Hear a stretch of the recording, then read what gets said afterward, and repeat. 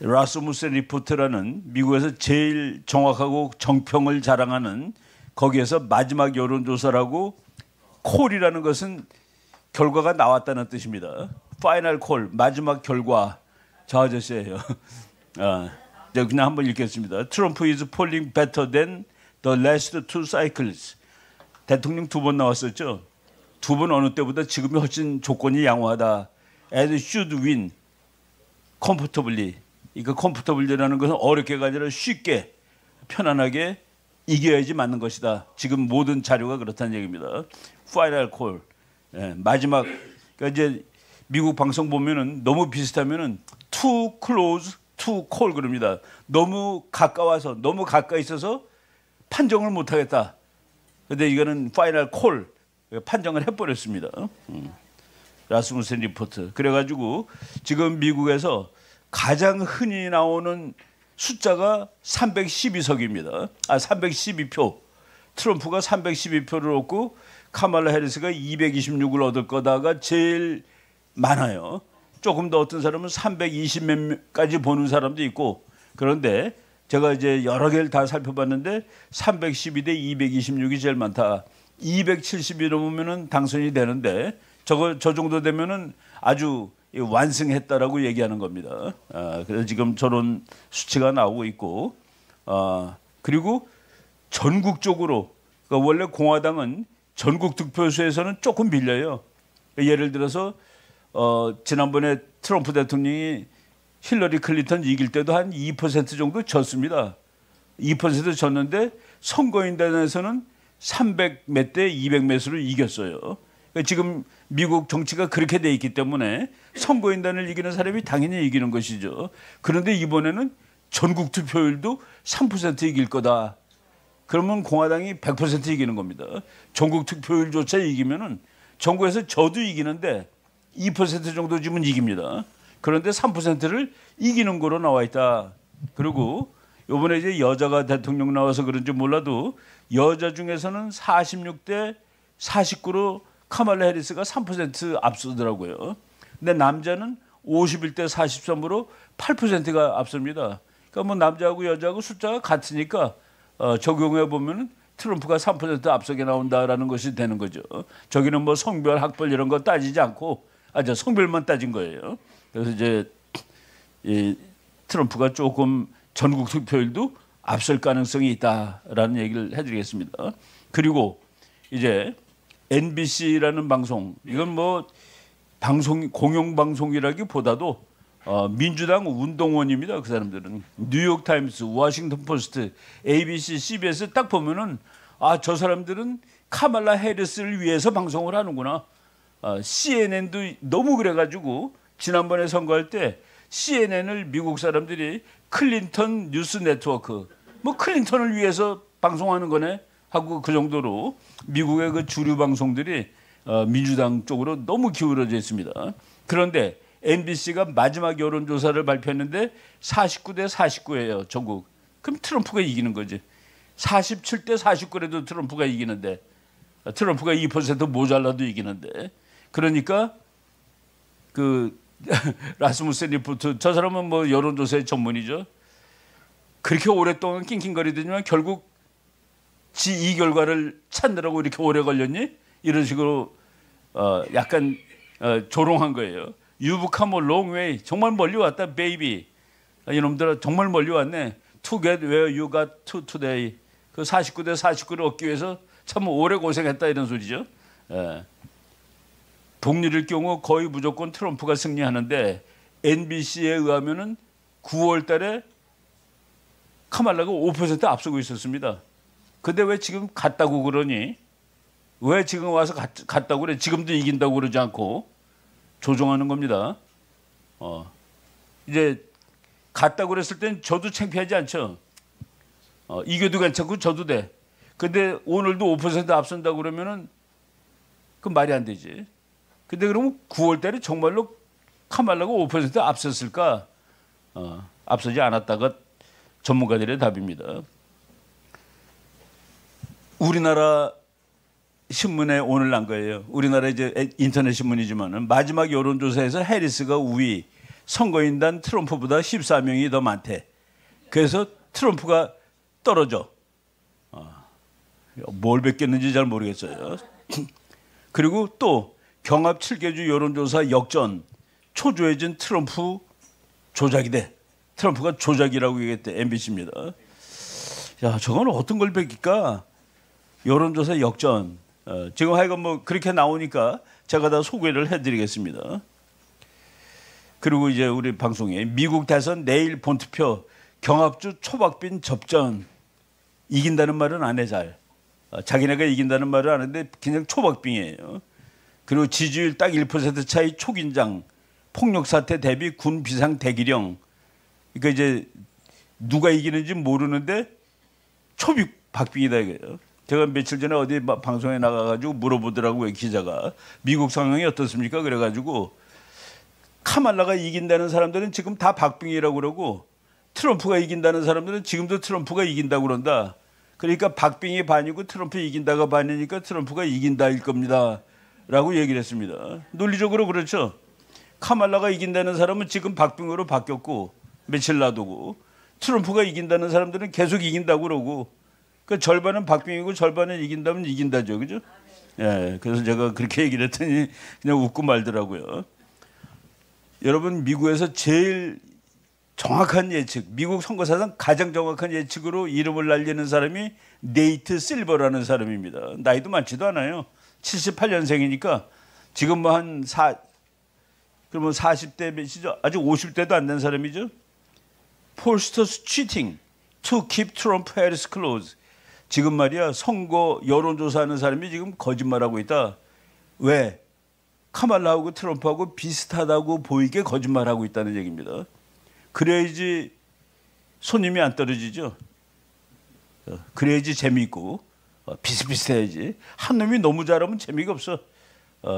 그래서 트럼프하고 해리스가 막상막하인 것처럼 하려고 거짓말하고 있다라고 머리 제일 좋은 네이트 실버가 이제 엊그제 얘기한 겁니다.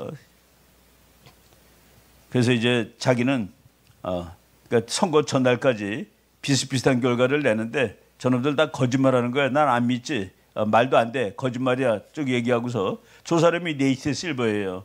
저 사람이 2024년에도 온드 엣지 해가지고 뭐 무슨 저 사람은 그 별걸 다 하는데 야구팀에서 야구 선수가 누가 홈런 몇 개 치고 안타 몇 개 칠 거를 예측하는 사람입니다. 그 예측하는 뭐 무슨 공식을 만들어 가지고 그 돈도 엄청나게 벌고 그리고 저 사람은 그 도박도 하는 사람이에요. 도박이라는 게 확률이죠. 갖고 그냥 그 왕창 돈을 따고 그러니까 회사 다 때려치고 그러는 천재입니다. 근데 그 사람이 2015년에 그 시그널 앤드 더 노이즈. 시그널이라는 거는 저거 신호야. 그 노이즈라는 것은 들으나 마나한 개소리들, 잡소리들. 저런 책을 썼는데 저거는 예측하는데 아주 끝내주는 책입니다. 그래서 저 사람이 538이라는 538이라는 그 이 여론조사에서를 만들어 가지고 여론조사를 했는데 지금 요번에 미국 국회의원 상원의원을 3분의 1을 뽑는데 이거 100명 중에 3분의 1이면 33명쯤 되죠.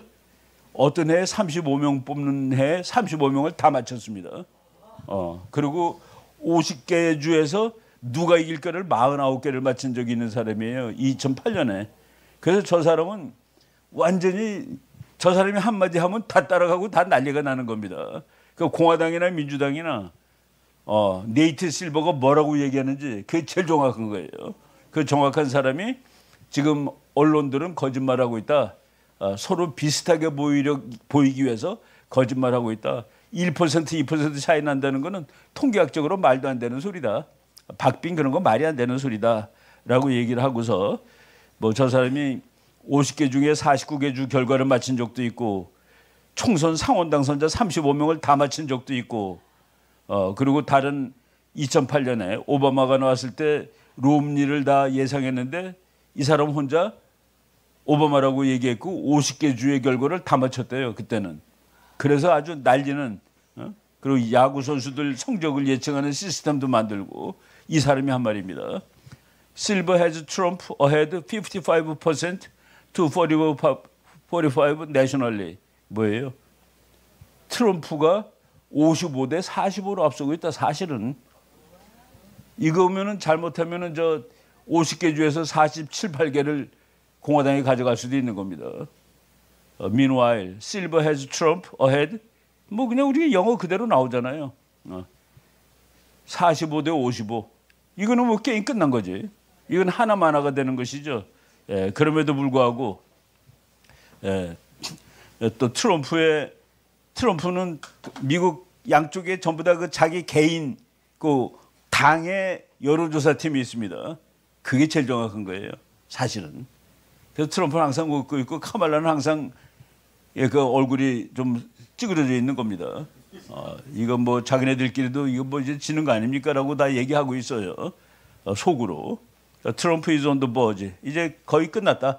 트럼프가 확실히 이긴다라는 그 얘기가 10월 31일 날 이제 공화당 트럼프 쪽 그 사람에서 나온 겁니다. 그래서 미국의 주요 여론조사 기관들은 여론조사 기관하고 신문사하고 다릅니다. 주요 방송국들은 박빙이라고 얘기하고 있다. 지금 현재. 그리고 우리나라 모든 언론들은 박빙이라는 것을 다 그대로 옮겨 쓰고 있다. 그리고 미국의 주요 여론조사 기관들은 트럼프가 이긴다고 보고 있다. 이제 제일 중요한 거, 제일 끝내주는 거가 지금 말하는 네이트 실버의 538이라는 거 하고 그리고 아틀라스 인텔이라는 이 여론조사 회사가 있습니다. 아틀란트 인텔하고 그리고 라스무센 이거가 거의 이제 정평에 있는 세 가지 여론조사 회사예요. 여론조사 회사하고 언론사는 다르다라고 말씀을 드리겠습니다.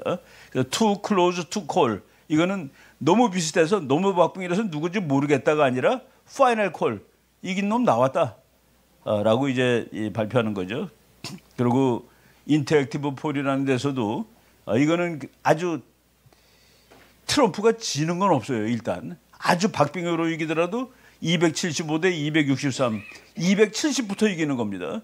270부터 269면은 동률이에요, 동률. 근데 이제 270이 되면 그 사람이 대통령이 되는 겁니다. 네. 아틀란스 인텔이라는 회사에서 도널드 트럼프가 50.7 전국으로 카말라 해리스가 47.6 여기도 3.1% 앞서는 거로 나오죠. 예. 그러니까 어느 경우도 트럼프가 이기는 거로 이렇게 나오고 있고 그리고 지금 라스무센 리포트가 쭉 조사를 그냥 몇 달 한 거예요. 7월 달부터 한 겁니다. 위에 있는 빨간 선이 트럼프 지지율 그리고 밑에 있는 파란 선이 카말라 해리스 지지율. 근데 우리나라 언론에 보면 카말라 해리스가 확 앞서고 있다가 지금 박빙이라고 얘기했는데 저거 보면은 앞선 적이 없죠, 한 번도. 앞선 적이 없네. 이거 어떻게 된 거야? 7월 23일 이후 트럼프가 지속적인 우위에 있었고 그리고 카말라 앞선 구도였는데 우리나라 국민의 한글로 또는 한국말로 들은 뉴스에 의하면은 근데 최근 와서 박빙이다. 근데 저 위에 쭉 보면은 그리고 이건 숫자로 나타낸 겁니다.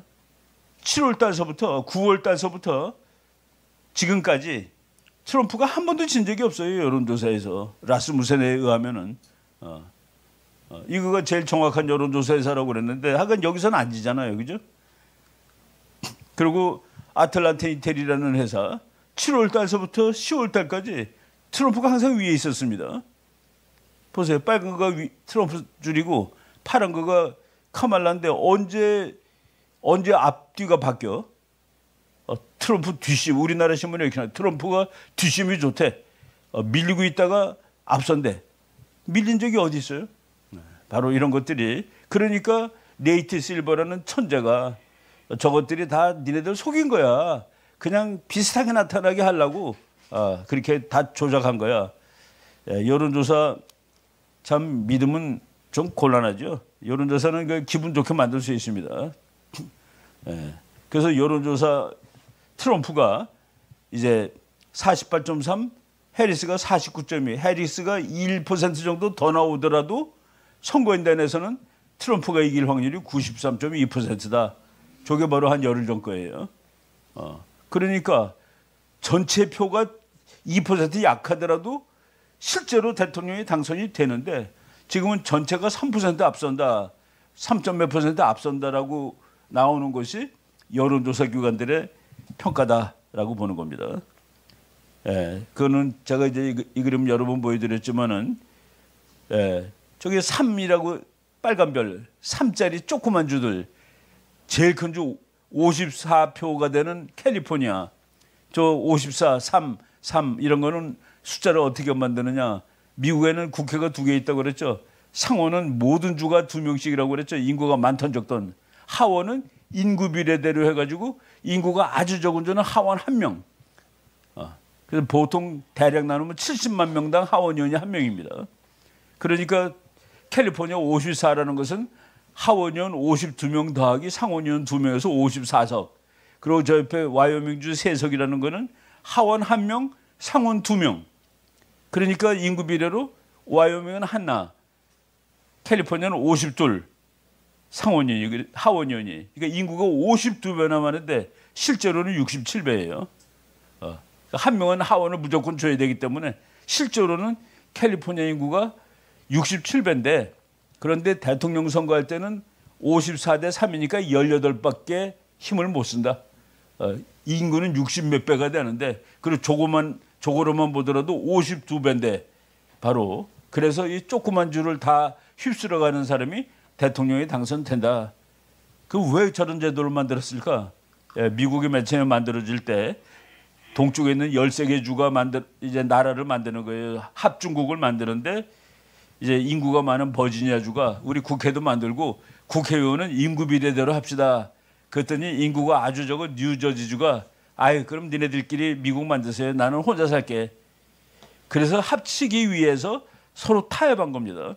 그러면 국회를 둘 만듭시다. 인구가 작아도 똑같이 나오는 상원. 상원은 그래서 미국의 주가 50개니까 상원의원은 100명입니다. 그러니까 인구가 아주 적은 주도 상원이 2명이고 상원이 또 힘이 있잖아요. 그죠? 하원은 인구대로 하고 그 타협에 의해서. 그래서 미국은 지금 미국 대통령을 미국 전체가 뽑는 게 아니라 각 주가 뽑는 겁니다. 우리는 트럼프가 대통령이 되기를 원해. 우리는 카말라가 원하지. 그래서 그걸 다 합쳐가지고 또 50개 주가 선거를 하는 거예요. 미국 국민 하나의 미국 국민이 선거하는 게 아니라. 그래서 이제 저런 제도가 있다. 저 55라고 돼 있죠? 지금은 왜 54예요? 그 4년 동안에 저게 이제 그 금년 겁니다, 이게. 요거는 4년 전 거예요. 캘리포니아 인구가 한 70만 빠져나갔구나.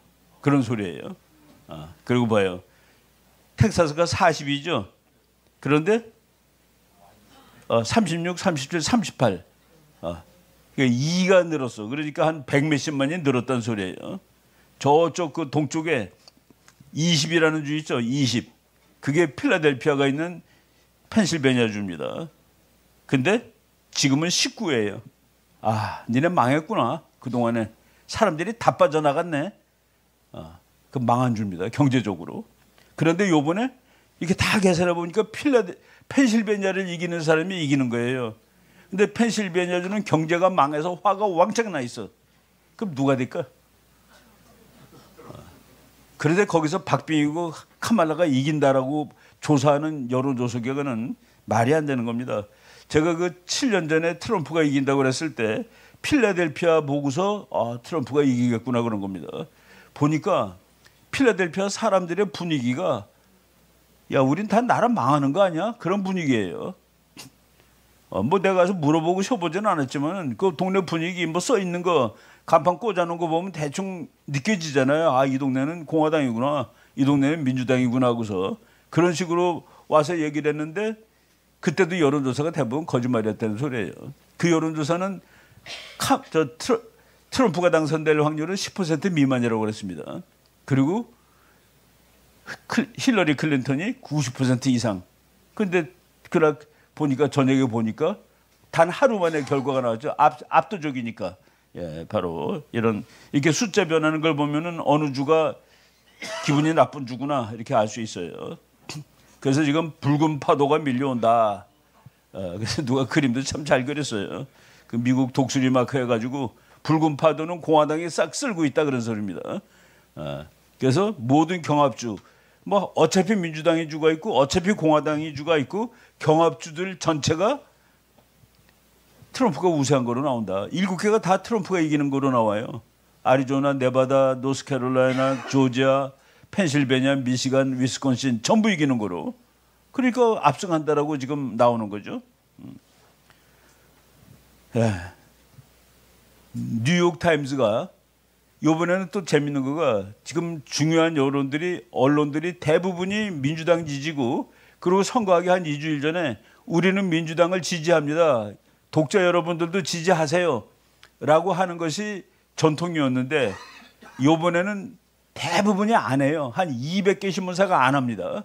그리고 그럼에도 불구하고 뉴욕타임즈는 우리는 카말라 해리스를 지지한다라고 해놓고 거기 논설을 썼는데 민주당이 도널드 트럼프 공화당 후보를 상대로 어려움을 겪는 이유가 많다. 도널드 트럼프는 이 뉴욕타임즈에 의하면은 완전히 타락한 인간이고 돈만 하는 인간이고 뭐 강간하는 사람이고 사기치는 사람이고 범죄자고 근데 그거를 민주당이 왜 못 이기느냐라고 얘기하는 겁니다. 유권자들이 현 집권당이 민주당의 환멸을 느끼기 때문에 그렇다. 이런 식으로 민주당을 비판하고 있어요. 상당수의 미국인이 조 바이든 행정부에서 겪은 시기를 부정적으로 평가하고 있는 점도 해리스 후보에게 불리하게 작용된다. 공화당은 수십 년 만에 처음으로 전국 단위 여론조사에서 민주당과 동률을 이루거나 혹은 앞서 나갔으며 경제 등 대부분의 핵심 문제에서 민주당보다 우위를 점하고 있다. 아니, 그러니까 뉴욕타임즈가 이렇게 쓴 거예요. 그러니까 이제 뉴욕타임즈는 트럼프가 이겨도 이제 아무런 책임이 없습니다. 이렇게 썼기 때문에 우리 다 경고하고 분석했다라고 되는 것이죠. 이제까지는 민주당을 이긴다, 압도적이다 해놓고서 뉴욕타임스는 팬데믹 기간 동안 인플레이션과 고금리로 경제는 침체했다며 이와 함께 마스크와 백신 의무화, 학교 폐쇄 등 코로나 바이러스에 대한 강경한 대응, 자유로운 국경 정책에 따른 이민자 문제 등으로 유권자들은 민주당의 환멸을 느꼈다. 예, 미국의 공화당 민주당인데 주마다 정책이 달라요. 마스크 써도 되는 주가 있고 마스크 안 써도 되는 주가 있고 쓰지 않으면 식당도 못 들어가는 주가 있고 그러니까 미국은 돌아다닐 때마다 주 바뀌면 마스크 벗어도 돼. 어떤 주에 가면 써야 되고 공기가 다르나요? 미국에서 그 코로나 바이러스 전 세계가 다 2년이었잖아요. 평균. 2년 동안 단 한 번도 주사 맞고 싶으면 맞고 안 맞고 싶으면 안 맞고 식당 마스크 쓰고 싶으면 쓰고 아무런 규제가 없었던 주가 공화당 그 사우스다코타 주입니다. 거기 주지사가 여자인데 거기는 정말 아무것도 없었어요. 그런 주가 있었고 그리고 이번에 부통령이 나온 미네소타 거기는 집에서도 이걸 쓰지 않으면 안 되는 주. 집에서도 마스크 쓰래. 그러니까 민주당이 훨씬 독재를 했습니다. 그래서 사람들이 아하 저거 총백했다고 그러고 바로 이런 것들이 지금 이제 그래서 이제 뉴욕 타임즈조차도 이제 진보의 시대가 끝나갔다 뭐 이런 식으로 얘기를 하고 있어요. 우리나라 사람들이 생각보다는 무지하게 똑똑하더라고요. 미국의 어떤 그 한국 사람이 내가 일부러 얼굴 가렸습니다. 이 사람은 너무나도 카말라 쪽이야. 근데 카말라 쪽이고 전부 카말라가 이긴다고 그러고 트럼프는 나쁘다고 그러는데 그래서 내가 밑에 그 사람 밑에 이제 누가 토 달잖아요. 23개를 찾았더니 단 하나도 좋은 말이 없어. 거짓말 많이 하죠. 가짜 뉴스 만들지 마세요. 이거 뭐 아주 재밌어요. 트럼프가 반드시 되어야 합니다. 트럼프가 되면 안 된다는 방송을 다 듣고 저렇게 다루는 거야. 진행자가 편향적이네요. 비추하고 가요. 비추는 여기에다 눌렀다는 소리입니다. 미국 살면서 뉴스도 안 보세요. 저 사람 미국에 사는 사람이야. 트럼프 파이팅. 예, 이런 식으로. 저 사람들이 아니 그러니까 앞에 있는 거 20몇 개를 제가 따온 겁니다. 그리고 어떤 사람은 길게 썼어요. 이 방송의 문제는 방송한 000C 개인 채널이 아니고 이거를 서울경제신문에서 그 유튜브를 받아가지고 게재한 겁니다. 미디어의 이름을 걸고 편향적인 보도를 한다는 것입니다. 서울경제는 공식적으로 민주당 지지하는지 밝히고 계속 방송하는 게 좋겠습니다. 아줌마 그만해요. 이제 추하게 보일 정도입니다. 그냥 트럼프가 나는 싫어요라고 하면 되지 않습니까? 그래서 내가 와 이거 한국 사람들 생각보다는 정말 많이 이 사람들은 우리나라 언론이 다 웃긴다라고 그러는 사람들 아니겠어요? 그래서 우리가 이렇게 우리는 뭐 진실을 학자니까 진실을 얘기해야 되는데 보람이 있다는 얘기입니다. 카터 대통령이 미국 역사상 현직인데 제일 처참하게 진 사람이에요. 근데 그 사람을 이긴 사람이 레이건 대통령이죠. 레이건 대통령이 그때 가서 딱 한마디로 이겼습니다. 한마디로 이게 뭐냐면은 국민 여러분 4년 전보다 행복하십니까? 국민 여러분 생활이 4년 전보다 나아지셨습니까? 그렇다고 생각하시면은 카터를 찍으세요. 그렇지 않다고 생각하면 저를 찍어주세요. 그 한마디에 그냥 와장창 다 쓰러져 버린 겁니다. 근데 그것이 지금도 그대로 먹히는 거죠. 4년 전보다 형편이 나아지셨습니까? 공화당, 민주당 우리가 이론상으로 형편이 나아졌든 안 나아졌든 나는 공화당이야. 나는 죽어도 민주당이야가 있어요. 그런데 그거 빼고서 그러면 중도가 3분의 1입니다. 3분의 1은 형편이 나아졌다고 생각하면은 그냥 찍고 지금 대통령을 나아지지 않았다 그러면 반대로 가는데 미국 중도파들 중에서 63%가 형편이 나빠졌다고 대답을 했습니다. 그러니까 중도파가 63이 절로 가면은 그럼 공화당이 이기는 거죠 지금. 그러니까 우리가 합리적으로 생각을 하는 겁니다. 우리가 어떻게 그 미국 사람 몇억 명을 다 물어보고 답을 내겠어요? 그 여론조사도 다 그래서 1,000명, 2,000명 가지고 하는 건 말이 안 됩니다. 예를 들어서 미국 인구가 제일 조그만 주를 한 명 한다고 그러면 캘리포니아는 60명 이상 해야 되는 거예요. 인구 비례를 맞춰야 되니까. 그런데 어떻게 한 명 할 수 있어요? 여자가 있고 남자가 있는데. 또 어떻게 한 명 가지고 돼? 흑인이 있고 백인이 있는데. 또 어떻게 또 뭐 대학 나온 사람, 안 나온 사람이 있는데. 그래서 아무리 작은 주라도 100명 가지고서도 다 이걸 맞출 수가 없어요. 그러면 몇만 명, 몇십만 명을 해야지 나오는데 그걸 어떻게 몇십만 명을 여론조사를 해요. 그래서 그냥 자기 내키는 대로 우리도 전화 걸어서 우리처럼 안 받는 사람은 다 빼는 거예요. 여론조사에서. 그러니까 그리고 또 기분 나쁜 사람들 나이 많은 사람들 대상이 아닙니다 그러고 빼죠. 이거 그 여론조사를 어떻게 믿습니까? 지금 돈 내기 하는데도 55.6에서 44.3 그래서 지금 11%밖에 20몇 %가 줄었네. 줄은 이유가 있어요. 하루 사이에 줄었어. 하루 사이에 61.1에서 트럼프가 55.6으로 내려가고 카말라가 38.9에서 44.3으로 올랐습니다. 와 이렇게 갑자기 오르지? 갑자기 오르는 거는 그저께 완전히 사기 여론조사가 한다 발표됐습니다. 아이오와주에서 트럼프가 3% 차이로 진다라고 나왔어. 아이오와주는 아주 그거는 또 완전히 공화당 중에 뼛속 가지고 공화당이 줍니다. 그런데 거기서 카말라가 이긴다라고 딱 나오니까 와 이거 봐라. 우리나라는 뭔지 아세요? 트럼프 뭐래더라? 자기 본토에서 하여간 역풍 맞았다고 나왔더라고. 그걸 받아 쓰는 사람이 바보지. 그래서 저는 이게 말이 안 되는 소리나 하고 이거저거 뒤져보니까 이 뉴스가 나오는 겁니다. 이것도 라스무센이 아이오와가 트럼프가 진다고? 트럼프가 지는 거로 나와요. 그러니까 이 사람들이 다시 조사해봤더니 트럼프가 10% 앞서는 거로 나옵니다. 그래서 이게 누구냐? 누가 한 거냐? 완전히 그 데스모인스라는 그 동네 신문인데 아이오와주에 데스모인스라는 도시가 있습니다. 그 도시에 있는 신문사에서 한 건데 의뢰받아 한 사람이 저 사람이에요. 셀저라는 여자인데 이 사람이 뭐냐면은 참 믿기 어려운 얘기지만은 카말라 해리스가 확실히 팔짝 뛰어 올랐다. 그래서 압도하고 있는 위치에 올랐다. 개구리 뛰듯이 점프했다라고 나왔습니다. 그랬더니만은 이제 다른 여론조사가 확인해 본 거예요. 그러니까 폴리마켓 거기서는 트럼프가 이길 확률이 84%, 아이오와 주에서 해리스는 16%. 말도 안 되죠. 이 사람은 전문가는 이렇게 얘기했습니다. 이게 바로 그 신문에 나온 뉴스예요. 6월 달에 트럼프가 18%를 앞서고 있는데 10월 말에 3% 진다는 건 21%가 바뀌었다는데 아니 전부 다 우리가 이념이 4개월 사이에 그렇게 바뀌어요. 그러니까 3분의 1 정도가 공화당이 나 후보를 민주당으로 바꾼 거예요. 저게 맞다면은.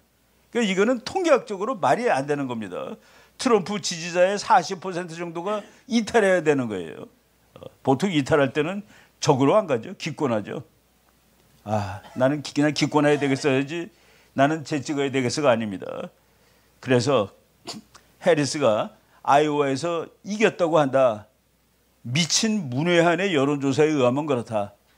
미친 문외한, crazy outlier라고 썼습니다. 정신 나간 무식한 놈이라고 번역해도 돼요. 그런데 좌파들은 기뻐 날뛴다. 그 뉴스를 듣고. 전 말도 허망하게 썼죠.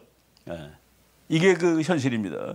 그런데 투기하는 사람들은 거기서도 그게 트럼프의 텃밭인데 거기서 이렇게 돼? 야, 그럼 카말라 쪽에 걸어야 되겠는데 해가지고 또 바뀌는 거예요, 살짝. 이런 식으로 지금 미국에서 웃기는 일이 벌어지고 있습니다. 그래서 그 카말라가 3% 앞선다는 가짜 뉴스는 10월 말 거고, 그리고 11월 1일 2일 거는 트럼프가 10.5% 앞서는 거로. 이거는 제대로 된 여론조사죠. 에머슨이라는 데서 한 겁니다.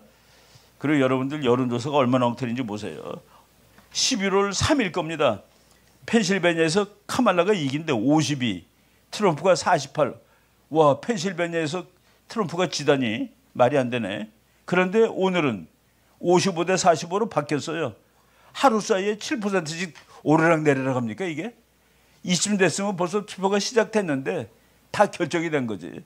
엉터리다라는 것을 보여주는 그림입니다.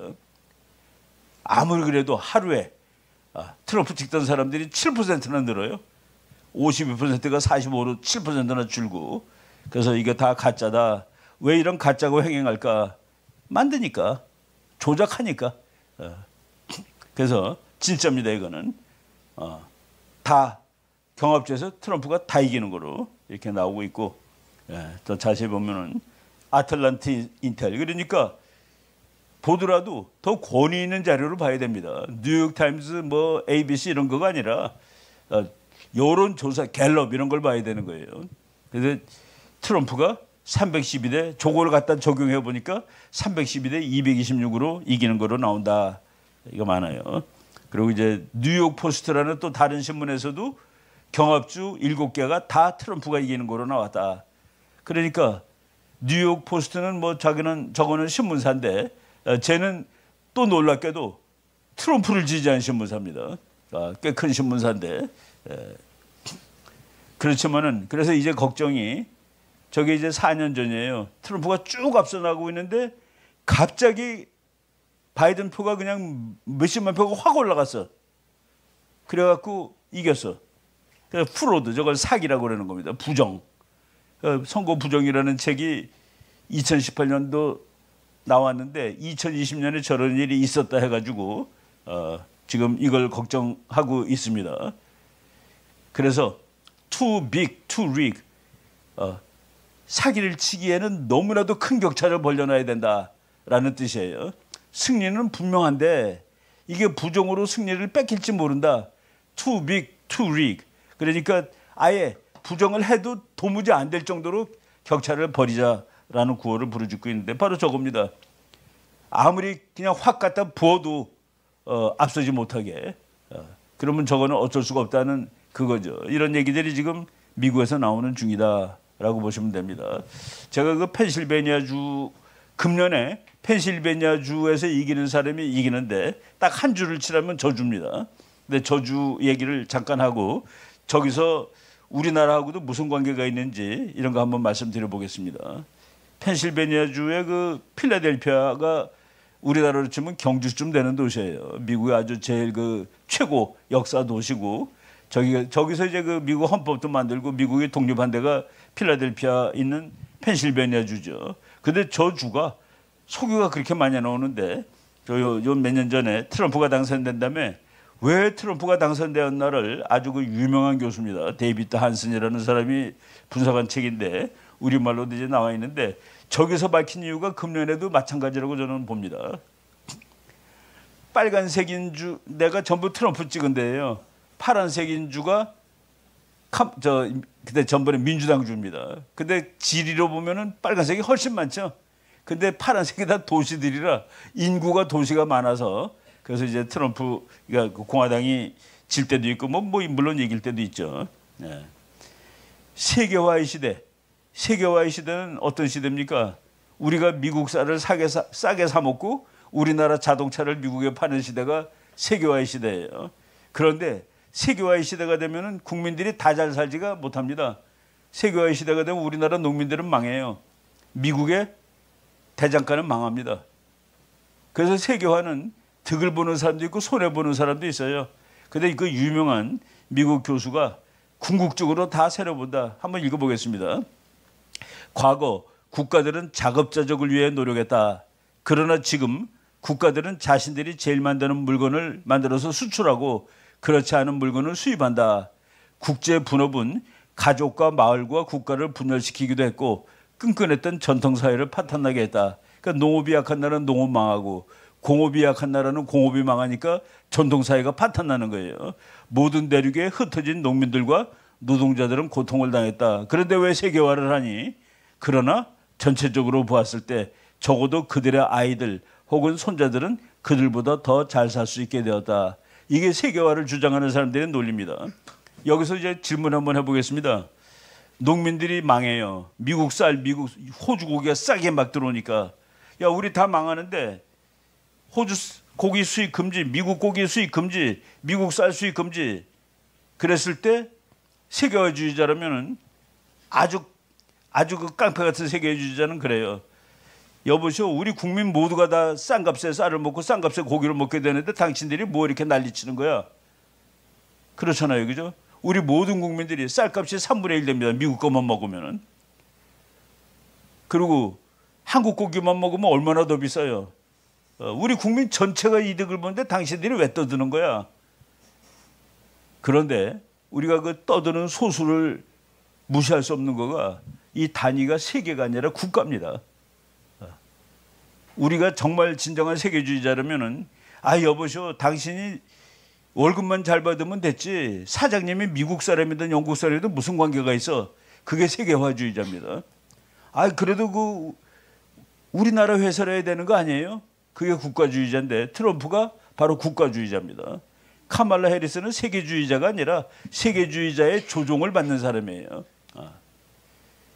그래서 미국이 전 세계랑 장사해가지고 국민들은 좋지. 일제차 타고 다니니까. 한국제 삼성 폰 싸게 쓰니까 좋지. 근데 미국 회사는 다 망했거든. 그리고 미국 쌀이 들어오니까 우리는 좋지. 근데 우리 농민들은 골로 가거든. 여기서 어떻게 할 거냐. 그래서 세계화에 그 문제점이 생기는데 결국은 우리가 더 중요한 것은 우리는 한국 사람이잖아요. 세계인이 아니거든. 아시아인도 안 돼요. 그래서 그 국가 구성이 국민으로 돼 있기 때문에 그 5%의 농민이 95%의 보통 사람, 쌀 사 먹는 사람을 이길 수도 있는데 바로 트럼프가 그거 가지고 미국 대통령이 된 것이죠. 저 글로벌 캐피탈리즘이라는 순수히 경제적으로 보면은 몇 세대 지나면 다 덕을 봐. 그렇지만은 지금 우리가 굶어 죽는 사람이 우리 아버지 아니요. 시골에 있는 농사 짓는 바로 이 문제를 해결하지 못하는데 결국은 세계화의 시대가 문을 내리고 있습니다. 영국도 탈퇴하고 중국도 자기 나라 잘 먹겠다고 그러고 일본도 그렇고 전 세계가 전부 자기 나라 위주로 가더라. 그리고 성경적으로 보면은 세계와 함께보다 우리 국가가 잘 되는 것이 더 좋습니다. 그래서 미국에서 세계화 시대 때 피를 본 주가 저 빨간색 공장이 많아서 미국을 먹여 살리던 주인데 근데 세계화 시대가 되니까 미국은 인건비가 비싸서 싼 물건이 많이 들어오니까 저 동네가 다 망하는 거예요. 그래갖고 저쪽 인구들이 다 밑으로 내려오고 그러는 겁니다. 그래서 저 동네가 어떻게 망했냐. 공장들이 다 저렇게 됐어요. 그래서 저거를 옛날에는 강철 벨트라고 그랬는데 지금은 러스트 벨트, 녹이 뚝뚝 떨어지는 곳이라고 얘기를 합니다. 그 공장에서 일하는 사람들 주로 백인 고등학생, 백인이면서 고졸이 많습니다. 이 사람들이 망한 거라. 이 사람들이 원래는 전부 전통적으로 민주당을 찍던 사람들이 공화당으로 바꾸는 거예요. 더 이상 민주당 찍었다는 우리 다 망했구나. 그래서 민주당은 세계화 정당이거든요. 공화당은 미국을 위대하게라는 정당이고 이렇게 차이가 나는 거죠. 디트로이트 가면 저래요. 우리나라 뭐 아주 가난한 동네보다도 못합니다. 미국인데. 디트로이트에 있는 백화점을 갔더니 이게 미국 백화점이 이래도 되나 할 정도로 엉터리예요. 이렇게 다 망한 겁니다. 나라가. 그래서 저 분노한 노동자들이 원래는 죽어도 민주당 찍는 사람들이 저 동네는 블루월이라고 그럽니다. 거기는 죽어도 민주당만 찍으니까 퍼런 장벽이에요. 근데 그 사람들이 다 트럼프를 찍어갖고 트럼프가 대통령이 됐는데 지난번 선거에서도 나는 트럼프가 이긴 거 아니야라고 좀 의심하고 있는 편입니다. 근데 아무튼 지난번 선거에서는 안 됐죠. 그래서 공화당이 워커스 파티, 노동자의 정당으로 지금 미국이 바뀌었습니다. 그래서 펜실베니아주가 지금 사람들이 기분이 좋냐, 잘 사느냐, 잘 못 산다 그러면은 이제 트럼프가 되는 거예요. 지금 여기 이제 트럼프가 대통령 될 때 펜실베니아 저쪽 아까 말한 그 미국의 호수 있는데 거기 그 로스트 벨트, 스틸 벨트 사람들이 다 트럼프를 찍었다. 저기는 원래는 블루월이라고 말하는 죽어도 민주당 찍는 동네였는데 그렇게 바뀌었었다라고 말씀드리겠습니다. 이거 제가 한번 얘기했죠. 미국은 화나면 이사 가요. 그래서 캘리포니아 사람은 계속 줄어들고 텍사스 사람은 계속 늘어나는 겁니다. 유홀이라는 회사가 네가 끌고 가라 그런 뜻이죠. 유홀이. 네가 끌어. 한국말로 애써서 번역을 하면은. 그러니까 저기다 다 짐 싣고 이제 가는데 저거는 한 번 밀리는 차죠. 목적지 가서 이제 반납하니까. 그 제일 많은 목적지가 텍사스. 제일 많은 출발지가 캘리포니아로 나옵니다. 지금 파란색이 출발지, 빨간색이 도착지. 이 빨간색이 지금 다 트럼프 찍는 동네예요. 영국도 세계화 싫다고 해서 탈퇴했죠. 브렉시트. 우리 세계화 그런 거 아니야. 우리 유럽 안 해. 우리 영국 할 거야. 국가가 더 중요하다 그런 얘기입니다. 그런데 여러분 지금 미국 땅 속에 석유가 얼마나 많은지 아세요? 미국 땅에 있는 석유는 지구 모든 걸 다 합친 것보다 더 많습니다. 나는 이게 정말인가 하고서 그 글을 읽고서 책을 찾아봤다니까요. 그거 말씀드릴게요. 미국 땅 속에 5억 년 전에 바다였던 곳에 미국의 한 절반이 5억 년 전에 바다입니다. 미국 땅에. 그러니까 바다니까 뭐 고기 같은 건 많잖아요. 그놈이 땅이 되면서 그게 땅에서 한 3,000m 들어가야 돼요. 그 속에서 다 기름이 된 거라. 근데 너무 깊어서 팔 줄은 모르는데 그 파는 기술이 개발된 거예요. 그 파는 기술이 개발돼 가지고 파자 그거를. 그래서 트럼프가 파기 시작해 가지고 2008년부터 쭉 올라가죠. 미국 석유 생산이. 그때가 이제 쉐일 파는 기술이 그 3,000m에 있는 기름을 쉐일이라고 합니다. 쉐일이라는 게 바위 이름이에요. 그 바위가 아주 단단하진 않은데 약간 물컹물컹한데 그 바위 속에 석유가 스며들어 있습니다. 근데 그거를 꺼내는 기술을 이제 프래킹이라는 기술인데 이게 지금 미국이 2015년, 17년, 18년 미국 역사상 석유를 가장 많이 생산했던 것이 제일 높이 올라갔대. 근데 트럼프 있을 때예요. 트럼프 있을 때는 미국이 세계에서 석유를 1등으로 생산하는 나라였습니다. 쭉 보시고. 그래가지고 미국하고 사우디아라비아하고서 미국이 석유 생산 1등이 된 거예요. 사우디가 2등으로 밀리고. 그래서 지금 그 잡지에 미국하고 사우디랑 석유 가지고 싸우고 있다는 사진이 날 정도로. 이것도 뭐다. 미국의 쉐일이 너무 많이 나와가지고서 미국 쉐일이 생산 원가가 있는데 사우디가 그거를 죽이려고 자기도 막 푸는 거야. 근데 막 푸는데 미국은 안 죽고 옆에 있는 다른 값비싼 나라들이 다 죽어. 베네수엘라 이런 나라 다 죽은 겁니다. 미국에서 석유 많이 나는 곳. 저 빨간색이 5억 년 전에 바다였던 곳이에요. 근데 보니까 맨 이쪽 펜실베니아 거기가 완전히 석유가 이거 완전히 프래킹이라고 그래요. 쉐일이 그냥 어마어마하게 많은 데고 텍사스 많죠? 그 바넷 쉐일, 이글포드 그리고 저쪽 중간보다 제일 꼭대기 그 베켄이라고 써 있는 데 있죠?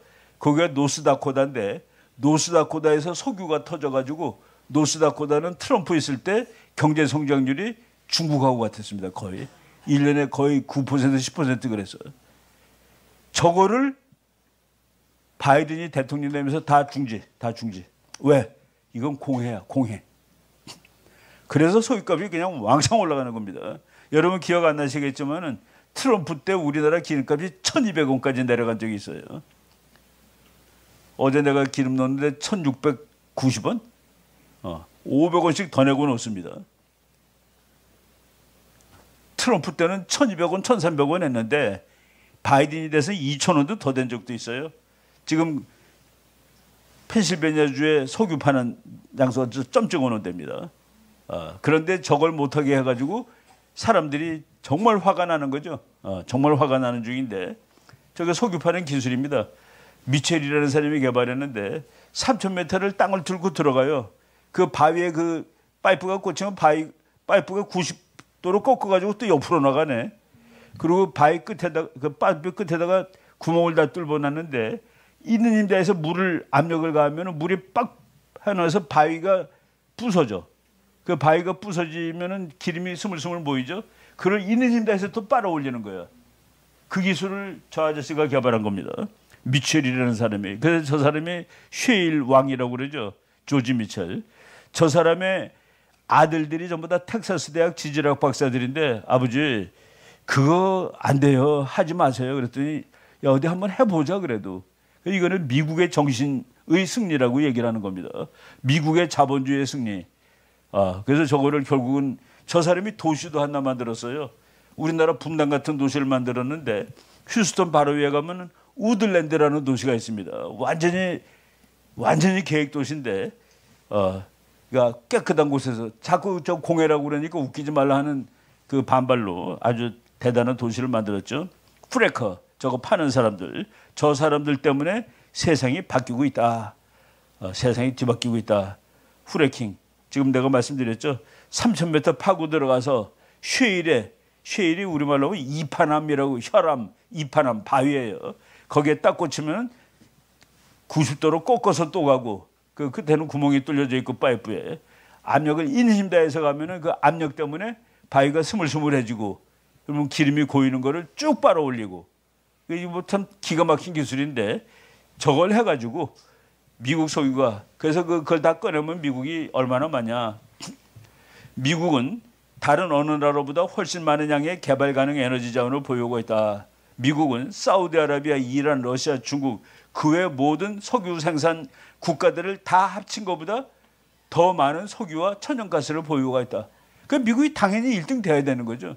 꺼내는 기술도 있고 땅에도 그렇게 있고 미국은 200년 쓸 석유와 100년 쓸 수 있는 천연가스를 확보하고 있다. 앞으로 300년 막 써도 돼.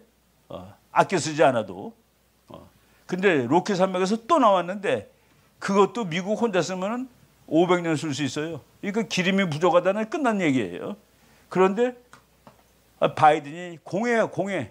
탄소가 많이 배출돼. 이거 다 관도. 휘발유도 타지 마. 전기차로 바꿔. 그래가지고 미국을 엉망을 만들어 놓은 겁니다. 저기 이제 펜실베니아의 그 쉐일 파는 그 장소예요. 더 이상 석유를 아껴 써야 될 경제적 이유가 없다. 근데 이제 환경주의자들 이런 사람들이 야 저거 그만 써. 그래서 지금 아까 빨간 표한 거가 트럼프가 돼가지고 석유를 막 생산해가지고 올라가는 거예요. 근데 트럼프가 돼가 쭉 내려가는 거예요. 그러니까 미국 석유가 생산이 많으니까 국제유가가 확 내려가. 그래서 우리나라 기름값도 내려가. 근데 바이든이 돼가지고 미국 석유를 안 푸니까 국제유가가 오르고 우리 것도 같이 오르고. 그래서 펜실베니아에 그 사람들이 지금 분노하고 있는 겁니다. 몇 년 동안 석유를 못 해가지고 직업을 많이 잃었다는데 지금 금방 나오지만 직업은 중요한 게 아니에요. 지금 저희 가격을 다 몇 년도 가격을 다 했습니다. 트럼프가 있을 때 2020년 국제유가가 39불 68이야. 그런데 바이든이 되자마자 2020년은 94불이야. 무려 60불이 올랐어요. 왜? 국제유가가 그렇게 오르지. 미국이 생산을 안 하니까 미국이 사와야 되니까 이제는. 그러니까 사우디가 부르내기 값이 되는 거죠. 바로 이런 식으로. 그래서 펜실베니아에서 프래킹 아까 그 기술이죠. is pivotal election issue. 이번 선거에 대단히 중요한 이슈다. 그런데 환경 문제이기 때문에 죽어도 반대한 사람이 저 기름 파내는 거를 카말라 해리스인데 저기 가서 파도 됩니다라고 또 거짓말을 한 거예요. 그러니까 왜 왔다 갔다 하냐 이거지. 해리스 플립플랍 왔다 갔다 온 프래킹 프레임스. 그러니까 펜실베니아 사람들 표 좀 얻으려고. 그런데 10만 명 일자리가 생긴다는데 어떤 놈이 또 그렇게 썼어. 지금 프래킹 하는 사람이 펜실베니아 18,636명인데 머리 위장원에서 일하는 사람이 19,000명이래. 그래서 해봤자 늘지 않는다. 저런 거를 바보라고 그러는 겁니다. 헛똑똑이라고 그러는 거예요. 아니 석유가 생산되면 기름값이 내려가고 경제가 다 좋아지는 걸 얘기해야 되지. 석유 파는 사람이 몇만 명이 취직하는 거는 몇만 명도 안 된다고 말이 되는 소리야? 여러분 어느 사람이 책을 썼어. 이만한 책을 썼어. 한미동맹은 되게 불평등한 조약이래. 아 그러면은 한 나라는 살려달라고 조른 거고 한 나라는 너를 살려줄까 한 건데 어떻게 평등하게 돼? 당연히 그건 불평등한 거예요. 우리나라가 어느 조그만 나라라고 하면 당연히 우리한테 유리한 거지. 근데 그거를 애써서 그건 관두자는 소리예요. 한미동맹을. 그거 쓰느라고 몇 년을 고생했을 거예요. 이만한 책을 썼으니까. 참. 아니 한미동맹은 불평등한 조약이라는 걸 모르나? 정말 우리가 사정하고 매달리고 안 해줄 거를 이승만 박사가 하도 탁월해서 해준 건데 보니까 이게 불평등 조약이래. 참 대단한 거 봐. 예. 미국이 석유 나와가지고 양아치들 다 죽는 거예요. 푸틴서부터 지금 푸틴이 왜 까부는지 아세요? 석유값이 비싸서 돈이 많이 생겼어요. 트럼프 때는 꼼짝도 못하고 있다가 이란 꼼짝도 못하고 있었죠. 예. 가운데가 이란이죠. 이제 푸틴이 꼼짝 못하고 있다가 바이든이 석유를 덜 파는 바람에 러시아가 석유 팔아먹고 사는 날인데 와 이제 살게 되었다. 그래서 지금 전쟁까지 하는 거죠. 러시아가 폭망한다는 책도 나왔을 정도였습니다. 트럼프 이제 있기 전이지만은 미국이 쉐일을 개발한 다음에 러시아는 죽는다. 지금 미국이 이제 새로 1등 국가로 돌아온다. 그리고 어떤 장군이 대장이 쓴 책인데 미국은 석유가 에너지가 독립했기 때문에 이제 미국은 아무런 문제가 없고 이제 앞으로 중국이라든가 중국을 민주화시키는가 붕괴시키는 일 거기다 신경 쓰면 된다라고 얘기할 정도로 그러니까 석유만 되면은 되는데 그게 펜실베니아하고 그거를 반대하는 것이 카말라 해리스고 찬성했던 것이 트럼프다는 얘기입니다. 그럼 당연히 펜실베니아는 트럼프 찍지 않겠어요. 그거는 뭐 여론조사 왜 해 그거를 그냥 보문하는 거지. 바로 이런 얘기입니다. 그래서 미국이 에너지가 독립이 되면 전기값이 내려가죠. 전기값이 내려가면 공장 도는데 전기값이 안 들죠. 그러니까 연필 공장까지 다 미국으로 다시 갖고 온 거예요. 미국이 연필 만드는 나라가 아니지 지금은. 옛날에 미제 연필은 끝내준 거였습니다. 그런데 그걸 어떻게 미국에서 만들어? 원가가 비싼데. 중국에서 만들면 3분의 1도 안 되는데. 그런데 미국의 전기값이 확 낮아지다 보니까 중국에 만들어서 배 타고 오는 것보다 여기서 만드는 게 더 낫다 그래서 연필도 미국 걸 만드는 겁니다. 연필이 뭐 대단하다고 이렇게 USA라고 크게 써놓은 거 보세요. 내가 미국에서 연필 한 타스를 일부러 샀어요. 미국 사람들이 할아버지들이 감동받은 거야. 맞아. 옛날에 우리 다 미제 연필 썼었지. 몇십 년 만에. 그러니까 프라우들리 메이드 인 더 USA. 뭐 방망이 같은데 나무 그러니까 우리 밀가루 반죽하는 거. 거기에도 메이드 인 USA라고 써놓습니다. 감동받았다는 소리예요. 몇십 년 만에 이런 것도 우리가 만들다니. 공장의 전기값이 에너지가 독립됐기 때문에 그렇게 된 겁니다. 저 학자는 미국은 이제 문제가 없기 때문에 국제 문제에 개입하지 않아도 된다. 혼자서도 넉넉히 살 수 있어서 뭐 이런 얘기까지 쓴 책이죠. 바로 저 시대를 반영하는 사람이 트럼프입니다. 우리는 혼자 살아도 돼. 그런데 다른 나라 돈 내. 도와줄게. 당연히 그런 겁니다. 그러니까 왜? 바뀌었잖아. 석유고 뭐고 미국이 경제가 다 바뀌었는데 이제 우리는 뭐 남 안 도와줘도 살겠는데 그걸 모르고서 저놈은 저 동맹의 소중함도 모른다. 트럼프 시대 때는 동맹의 값어치가 내려간 시대입니다. 그리고 국가주의가 되니까 세계와 함께가 아니고 생각도 달라지고 그리고 혼자서도 먹고 사는데 충분했고 바로 이런 시대를 반영하는 거라고 봐야 되죠. 바이든 돼가지고 기름값이 저게 뭐예요? 내가 여의도에서 찍은 겁니다. 2,285원. 우리가 저런 거 내고 산 거예요. 근데 트럼프가 방위비 좀 올려달래. 트럼프 올려달라면 방위비가 얼마인지 한번 계산해 볼까요? 우리가 말이죠. 트럼프 때 지금보다 하루에 기름값이 1,116억 원씩 덜 썼어. 기름값 지금은 바이든이 돼가지고 트럼프 때보다 하루에 1,116억 원씩 기름값 더 내요. 근데 트럼프가 방위비 좀 올려줘. 방위비도 아니에요. 주한미군 주둔 비용 좀 올려줘. 얼마 올려주면 돼요? 4천억 정도만 더 내. 4일치. 기름값 아껴진 거 4일치잖아요. 저런 거를 계산을 해야지. 저런 건 계산 안 하고 트럼프가 돈만 하는 놈이래. 트럼프가 미국의 석유를 파가지고 우리 기름값이 얼마나 내려가는지를 생각을 해봐야지. 바로 이런 것들을 우리가 안 따져봅니다. 이건 나중에 여러분들 뭐 이거는 시간이 이제 많이 지났으니까 주한미군 주둔비용금 그 기름값 카말라가 앞으로 되면은 될 가능성은 없지만은 기름값도 2,000원 될 수 있습니다. 환경이 중요하니까 이제 차 타지 마세요. 기름값 비싸면은 걸어다녀 자전거 타고 다니든지. 그렇게 될 경우에 우리가 달러로 지출돼야 될 돈, 이거 그냥 미국에다 하는 건 아니에요. 보세요. 트럼프 될 때는 배럴당 53달러 평균이에요. 4년. 바이든 4년 평균 80달러. 그러니까 하루에 1배럴이면 이만한 거예요. 이만한 물통인데 160리터쯤 됩니다. 그 큰 배불뚝한 나무통 있죠. 그거 하나에 바이든 때는 80불, 트럼프 때는 50불. 그러니까 30불씩 더 우리가 비싸게 사왔다 거예요. 하루에 저걸 몇 개 사온다서 이 배럴을 우리가 260만 배럴씩 씁니다. 하루에.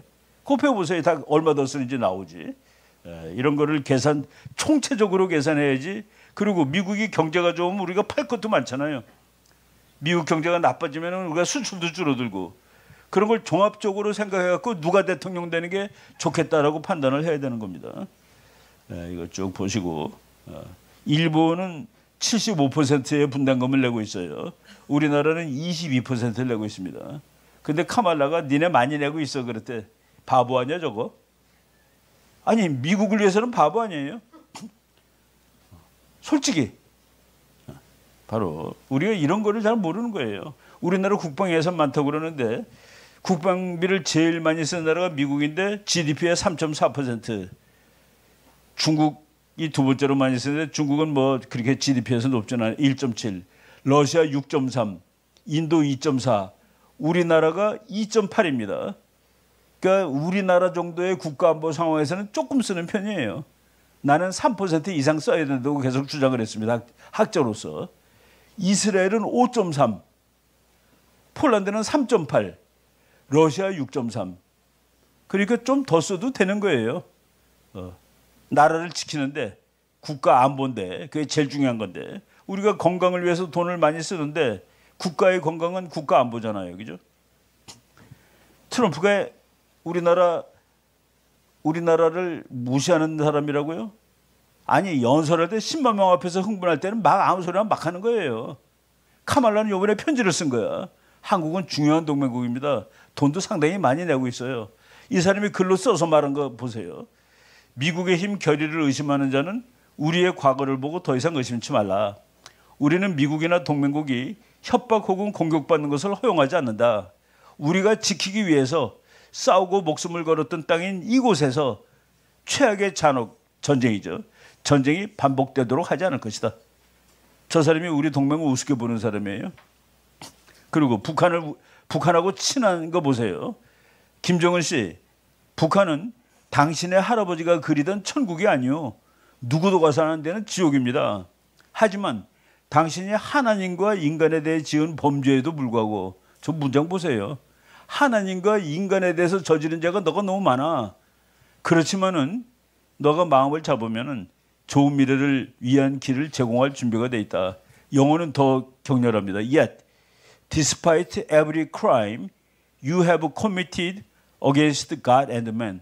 너가 하나님과 인간에 대해서 저지른 죄가 너무나 많음에도 불구하고 저 사람이 북한하고 친한 사람이에요. 한국 동맹을 우습게 보는 사람이에요. 여기서 전쟁 나면 안 된다는데 결코. 그리고 왜냐하면 여기서 우리가 지키기 위해서 피를 흘리고 그리고 한국을 한참 칭찬했죠. 저기서. 예, 바로 원래 트럼프가 일본, 대만, 한국 너네들 뭐 하는 것들이야? 돈도 많은 것들이 왜 우리가 지켜줘야 돼? 근데 우리는 트럼프가 아직도 기분이 나빠. 그런데 일본에 대해서 한 말 보세요. 아베 신조는 정말 좋은 친구였고 진정으로 훌륭한 분이었습니다. 우리는 일본 국민들을 존경합니다. 왜? 아베가 잘했거든요. 친했거든. 그리고 대만 보고 그랬어요. 야, 대만을 왜 우리가 지켜줘야 되니? 라고 해서 당선이 됐는데 대만 대통령이 전화가 온 거예요. 트럼프가 취임하기 전에. 근데 미국 대통령은 대만 대통령하고 전화 못하는 게 원칙입니다. 왜? 중국은 중국만이 중국이니까. 그런데 그 전화를 십몇 분을 받아준 거예요. 그래서 난리가 났었죠. 미국 외교관들이. 대만 전화를 받으면 어떡하냐고. 그래서 대만은 이제 중국으로부터 공격받지 못하는 나라가 된 겁니다. 미국이 확실하게 도와주니까. 바로 이런 것들을 보세요. 그러니까 외교를 잘하면은 다 문제가 다 해결되는 거라. 트럼프가 뭐 한국이 미웠나? 그때 한국 대통령이 싫었지. 이 사람 우리 동맹국 대통령 맞아 그랬습니다. 언제 대한민국 국민들은 아주 나쁜 놈들이야 그런 적 없어요. 대한민국 잘 사는 나라고 돈 많은 나라예요. 왜? 우리 호텔은 전부 삼성 테레비가 걸려 있거든요. 저 호텔 짓는 사람이죠. 바이든 때도 일본이 외교를 얼마나 잘하는지 보세요. 일본이 구사력을 왕창 늘려. 우리말로는 뭐예요? 제국주의로 가는 길이죠. 근데 미국 대통령이 기시다 수상이 일본 군사력을 강화시키겠다는 결심에 박수를 보냅니다. 막강한 일본의 군사력과 막강한 미일 동맹은 이 지역의 선한 힘입니다. 좋은 힘이래. 일본은 헌법으로 전쟁 못하는 나라인데 전쟁하겠다고 선언하고 무기 막 만드는데 미국이 고맙대. 외교를 잘해서. 그래서 헌법에는 전쟁을 못하게 돼 있지만은 네가 전쟁을 해준다니까 너무나 고마워. 그럼으로써 중국이 못 덤빌 거야. 다 그 외교 그렇게 하는 거죠. 우리는 아유 절대로 우리는 중국하고 싸움 안 해요. 라고 해가지고 점수를 계속 깎이는 겁니다. 예, 이제 뭐 우린 좋은 그림들 몇 개 보고 끝낼게요. 트럼프 위닝 이기고 있다. 미디어 라이스 신문들은 거짓말하고 있다. 어떤 목사님이 꿈을 꿨는데 새벽 3시 30분에 빡 일어났어. 트럼프가 333표로 당선될 거라고 말씀하셨대. 뭐 그거는 근데 시계를 보니까 3시 33분이래. 그러니까 뭐 참 의미가 있죠, 그죠? 그리고 저 카말라 해리스한테 자꾸 낙태 얘기하니까 하나님이 주님입니다. 예수님이 주님이에요. 예수님이 왕이죠라고 얘기했다가 쫓겨난 사람. 그녀는 악마다라고 이렇게 방송을 했어요. 지금 미국 가보면은 도시에 그 마약 펴가지고 좀비들 있죠. 허리를 90도로 꺾고서 어슬렁어슬렁한 놈들이 한둘이 아니야. 저거 보면 불쌍한 게 아니라 좀 기분이 더러워요. 저 거지 같은 놈들 말이야. 그리고 저 밑에 보세요. LA에서 게이 축제야. 둘이 부부입니다. 부부. 이거와 마약에 취한 미국인들 저네들이 동성애 그리고 또 뭐 성전환자의 날을 부활절로 요번에 저 아줌마가 그 10월 17일인가 얘기했는데 그게 그 유대의 명절이라면요.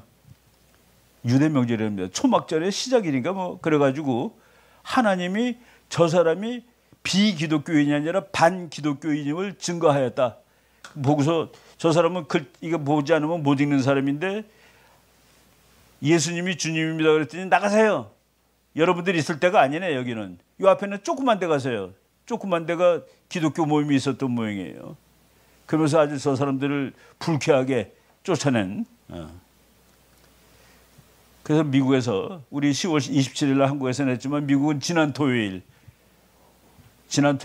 며칠인가요? 그날 미국에서도 워싱턴에서 모여서 큰 기도회를 가졌습니다. 큰 기도회를 가졌고 제가 오늘 카톡으로 이중인 목사님이 미국에서도 대선 전날 다 모여서 기도하니까 와서 기도하자. 미국은 오늘부터 시간이 1시간 바뀝니다. 그러니까 시간 바뀌는 거 다 미리 1시간 전에 오지 마시고 시간 맞춰서 오라고 이렇게 왔더라고요. 그래서 그 수만 명이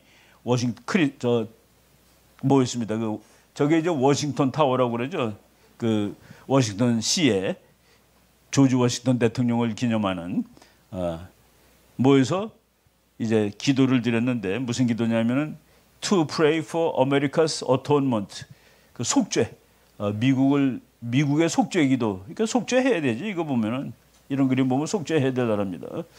예, 그리고 대통령도 뭐 저거는 이제 돈을 제일 많이 댄 사람이 일론 머스크인데 저 사람이 만약이 아니죠. 이제 트럼프가 대통령 되면은 저 사람이 맡을 그 직책이 있는데 DOG라고 그래가지고 Department of Government Efficiency, 정부를 효율적으로 운영하는 부서야. 암행어사입니다. 암행어사. 난리 날 거예요. 이번에 트럼프가 바이든이 뭐라고 그랬어요? 트럼프 지지하는 것들은 다 쓰레기입니다. 그러니까 그 다음서부터 쓰레기 치우는 사람 옷 입고 유세하는 거야. 쓰레기 차에 타가지고 요새. 이번 선거는 역사에 남을 사진들이 너무 많아요. 총 맞는 사진, 감옥 가갖고 얼굴 째려보고서 이제 범죄 죄수 사진, 그리고 쓰레기 사진, 맥도날드 사진 해가지고 어떤 거를 상조해야 될지 모를 정도로 끝내주는 사진이 많은 이런 선거였습니다. 확실히 미국 역사상 이렇게 그 참 손에 땀 나는, 그러니까 미국 시민들이 나는 트럼프의 쓰레기가 돼서 자랑스럽다. 나는 트럼프의 쓰레기가 돼서 자랑스러워하고 옷 입고. 전 그 양키들이 재밌어요. 낙관적이고 아주 절망스러울 때도 다 이렇게 노래하고 그럽니다. 트럼프 쓰레기차. 참. 요거 4년 전에 카말라하고 바이든 유세장 뭐 뒤에 한 100명 있어요. 그 옆에서 벌린 트럼프 유세장. 근데 트럼프가 지더라 하는 얘기입니다. 이럼에도 그건 말이 안 되는 얘기죠. 예. 제가 미국에 있는 제 선배 의사인데 미국 환자들하고 얘기해 보니까, 그리고 내가 길거리에서 여론조사 해 보니까 트럼프 대통령이 400석을 넘길 것 같습니다. 심지어 캘리포니아에서도 이길 것 같습니다. 그게 4년 전인데 그때 졌어요. 그러니까 이게 이상하다죠. 트럼프 경례 정말 잘하는 대통령입니다. 미국에서. 그 군인보다 경례를 더 잘해. 왜 그런 줄 아세요? 트럼프가 그 사관학교 출신입니다. 중고등학교가 사관학교가 있어요. 사관고등학교. 그리고 사관고등학교에서 그 학생회장이야, 연대장이야. 젊었을 때 잘생겼죠. 그리고 모자 딱 쓰고 맨 앞에서는 키 1m 90짜리 학생입니다. 그래서 경력을 그렇게 잘하는 거예요. 절도가 있고. 남들이 뭐 우리나라 신문 보면 전부 양아치 깡패인 줄 아는데 그렇지 않아요. 트럼프 IQ가 156이야. So his IQ of 156 classifies him as a genius. IQ 156은 천재에 속한다. 카말라 해리스 얼마라고 그랬나요? 나누기 2. 정말 나누기 2입니다. 아니, 그러니까 그게 정말인지 모르겠는데 미국 그 언론에 한번 78이라고 나왔어요. 78 곱하기 2는 156이야. 난 참 이건 뭐 우연의 일치인지 모르지만은 뭐 이건 78이라는 건 뭐 농담이겠죠. 하여간 뭐 그냥 대충 해봤더니 그렇게 나왔대요. 트럼프 진짜 천재예요. 우리나라 한겨레 신문 창간호가 1988년 5월 15일인데 한겨레 신문 창간호에 나왔던 광고입니다. 광고. 저거는 책 광고예요. 트럼프가 쓴 책이 있는데 그 책 제목이 거래의 기술. 1987년에 나온 책인데 진짜 그게 미국 베스트셀러가 된 책입니다. 거래의 기술을 한국말로 번역을 하고 그거 이제 광고가 났는데 한겨레 신문 창간호야. 5월 15일이 창간호인데 거기 이렇게 나왔어요. 아메리카의 꿈 재계의 새우상 트럼프, 거래의 기술, 아이오코카. 그때 아이오코카라고 아주 그때 날리던 미국의 그 기업가입니다. 크라이슬러 자동차를 맡아가지고 죽어가는 회사를 다시 살려놓은. 그래서 아이오코카 뭐 그 사람이 경영 기법 해가지고 막 난리가 났었죠. 아이오코카의 명성을 앞지르는 42세의 사업 천재, 미국의 대통령감으로 지목받는 도널드 트럼프. 42살 때 대통령감으로 지목받았다고 우리나라 신문에도 나왔던 사람이에요. 그리고 사업 천재고. 28년 만에 대통령이 정말로 됐죠.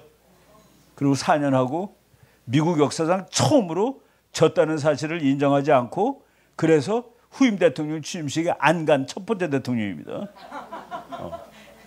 그 4년 만에 또 나왔던 것도 또 이건 뭐 미국 역사상 이런 일이 있은 적이 없고 그래서 지금 그리고 카말라 해리스는 나와서 석 달 됐는데 미국 사람들이 여자들 그냥 이렇게 보호해 주잖아요. 미국 문화가 달링이야 여자는 다 달링이라고 오마이 달링이 되는데 카말라 해리스는 아직 석 달 동안에 달링이 안 됐어.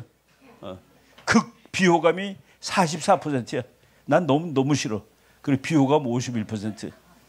극호감도 있어요. 33%. 그래서 호감도가 너무 낮다. 정치학자로서 이제 미국 선거를 쭉 뭐 계속 분석을 몇십 년 해왔는데 이번에는 손에 좀 땀이 났습니다. 그럼에도 불구하고 아까 그 네이트 실버라는 그 천재가 실제로는 55대 45야. 근데 뭐 1~2% 차이 나는 거는 아는 거는 전부 그냥 가짜 사기친 거야. 그 사람은 뭐 50개 주에서 49개를 마치고 또는 다 마치고 또는 국회의원 35명 당선자를 다 마치는 사람이니까 그 35라는 거는 100명 중에 3분의 1이니까 33인데 누가 은퇴하거나 죽거나 그러면은 그래서 어느 해는 35명을 뽑는 해가 있습니다. 이번에는 이제 내일 하원의원 전원, 하원의원 2년 만에 한 번씩 해요. 하원의원은 전부 새로 뽑고 그리고 상원의원의 3분의 1을 새로 뽑습니다. 그러니까 미국은 2년마다 선거가 있죠.